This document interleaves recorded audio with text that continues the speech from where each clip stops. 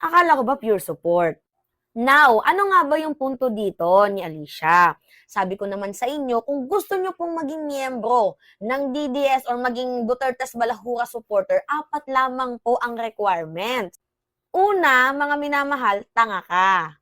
Pangalawa, bopuls ka. Pangatlo, bulag-bulagan ka. At pang-apat, dapat yung ginagawa nila digong, ginagawa nyo din. Which is yung pangungura, pagiging mamamatay tao.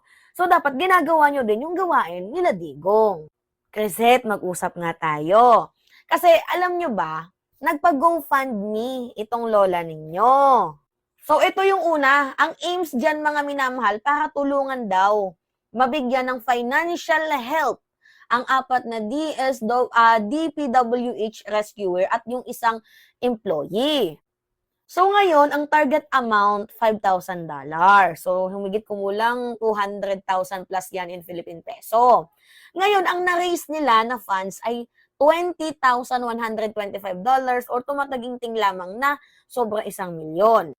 Ang punto nga dito, mga minamahal, ang sabi ko, kung gusto nyo nga maging miyembro ng mga DDS, dapat ginagawa ninyo yung ginagawa nila digong. Ngayon, gusto ko lang mag-raise ng iilang katanungan. Crisette, nasaan na yung $20, $20,000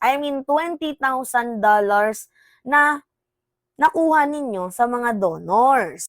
Kasi sa aking pagkakaalam, wala po itong liquidation, which is prone po ito sa corruption kapag walang liquidation. Alam nyo, mga minamahal, ang taas ng double standard nila. Galit sila kay Lenny dahil may NGO.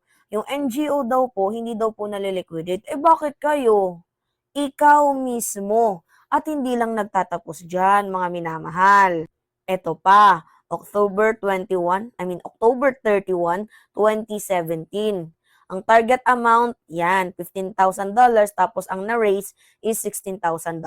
Wala din pong liquidation. So ngayon, nasaan napunta yung perang yan, nang sabi dito, ay ipangtutulong nyo daw di umano. Itutulong nyo daw sa Marawi. Nasaan na yan? Hindi nga na-liquidate. Hindi ko nga nakita kung na-post mo ba yung picture na tinulungan mo, ibinigay mo yung perang binigay ng mga Pilipino sa iyo. Dahil nga nagpa-GoFundMe ka eh. Hindi lang din dyan nagtatapos, mga minamahal. Eto pa yung malala, walang target amount.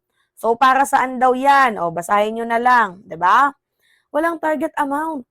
Tapos, ang na-raise is $22,000 or humigit kumulang nasa 1.3 or 1.4 million. Nasaan napunta yung perang yan, Crisette?